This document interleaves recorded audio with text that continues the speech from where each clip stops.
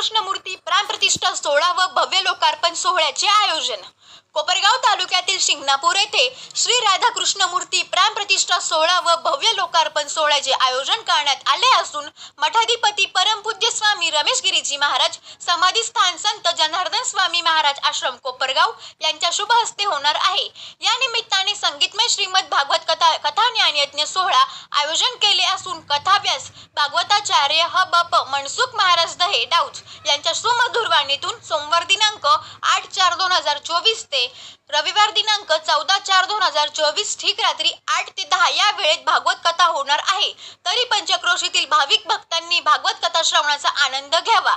या कार्यक्रमाचे ध्वजारोहण मठाधिपती श्री 108 महंत राघवेश्वरानंद गिरीजी महाराज श्री क्षेत्र कुंभारी, मठाधिपती श्री 108 महंत कैलासानंद गिरीजी महाराज रामेश्वर आश्रम मळेगाव थडी यांच्या हस्ते संपन्न झाले। पहाटे 4 ते 6 काकडा भजन, सायंकाळी 5 ते 6 हरिपाठ, रात्री 8 ते 10 संगीतमय श्रीमद भागवत कथा असा दैनिक कार्यक्रम असून सोमवार दिनांक 15/4/2024 रोजी सकाळी 10 ते 12 या वेळेत श्री विठ्ठल आश्रम गंगापूर यांचे काल्याचे कीर्तन होईल व त्यानंतर महाप्रसादाचा कार्यक्रम होईल।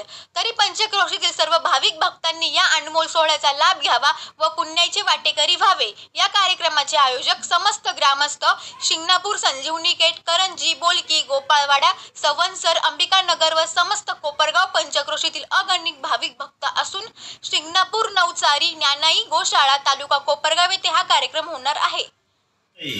भागवताचा शृंगी कायला शुकाचार्य शुक्राचार्यच कळत नाही, ऐका नाही, शुकाचार्याला शुक्राचार्य आणि शुक्राचार्याला शुकाचार्य असं उलट होतं। रामायणामध्ये ऋष्य शृंग आहे आणि श्रीमद भागवतामध्ये शृंगी। शमीक ऋषी ध्यानस्थ होते आणि ध्यानस्थ असल्यामुळं ब्रह्मानंदे लागली टाळी, कोण देहाते सांभाळी। ध्यानस्थ होते तेवढ्यामध्ये राजा आला आणि राजाच्या डोक्यात विचार सुचले, राक्षसी विचार। राजा म्हणतो मी या नगरीचा राजा आहे आणि माझ्या नगरीच्या परिसरामध्ये हा साधू राहतो, पण मोठा ढोंगी दिसतोय। मी आल्यानंतर मला शाल सत्कार स्वीकार करायला पाहिजे, यानं माझा सत्कार करायला पाहिजे, माझं पूजन करायला पाहिजे। मला पाणी सुद्धा देत नाही, तहान लागलेली आहे। इकडं तिकडं बघितलं, कलीनच मेलेल्या सर्पाचं रूप धारण केलेलं होतं। तो मेलेल्या सर्पाला मुंग्या लागलेल्या होत्या।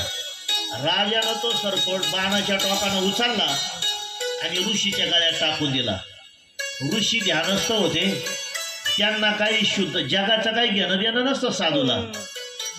आणि मग मात्र तेवढ्यामध्ये राजा निघून गेला। त्यांचा शृंगी नावाचा मुलगा आला आणि बघितलं की आपल्या वडिलाच्या गळ्यात कोणीतरी मेलेला सर्प आणून टाकला। हातात पाणी घेतलं, शापादपी शारादपी शाप देऊन टाकला शृंगीनं। ज्या कोणी कुलांगारानं माझ्या वडिलाच्या गळ्यात मेलेल्या सरपट टाकून विटंबना केली ना, तो राजा जरी असेल त्याला शाप देऊन टाकतो। आजपासून 7व्या दिवशी त्याला जिवंत तक्षक नावाचा विषारी सरपट असेल त्याला गतप्राण व्हावं लागेल। कलीचा पहिला बळीचा बकरा राजा परीक्षिती। राजा परीक्षिती सर्प गळ्यात टाकून दिला। आले आपण घरी आल्यानंतर बघा, कोपरगावून घरी गेल्यानंतर डोक्यातल्या टोप्या काढून ठेवतो कुटीला, कारण टोपी एक टोपी करायला 15 रुपये लागतात। किती आपण 18 आहे का आता? 20 दारानं कुठं मला पैसे द्यायचे, 2 जादा। कल्पना करा, राजा परीक्षिती घरी गेले म्हणजे राजमहालात गेले, नियमाप्रमाणे डोक्यातला मुकुट काढून ठेवला। जोपर्यंत मुकुट होता तोपर्यंत राक्षसी विचार होते। मुकुट काढला, राजानं डोकं चोळायला सुरुवात केली, विचार बदलले। राजा म्हणतो अरे अरे अरे अरे, काय दोष होता त्या साधूचा? निवांत त्यांच्या मस्तीत दंग होते ते।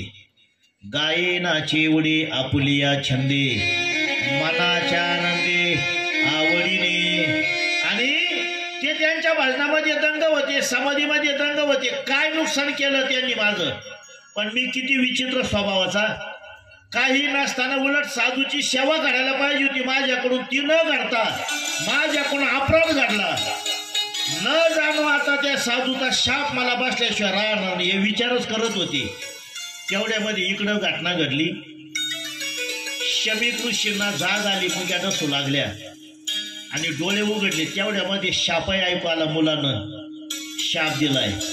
स्वतःच्या मुलाला सांगितलं, अरे अरे अरे अरे बाळा, आपल्या नगरीचा राजा आहे ना, एवढा दंड द्यायला पात्र नाही रे बाळा. फार दयाळू राजा आहे, परंतु एवढा कुठे दंड देत असते का?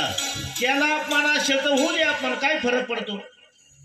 कारण साधूला मानापमान दोन्ही सारखेच. मानापमानयो तुल्य तुल्य मित्रारी पक्षयो. मान आणि अपमान दोन्ही सारखेच.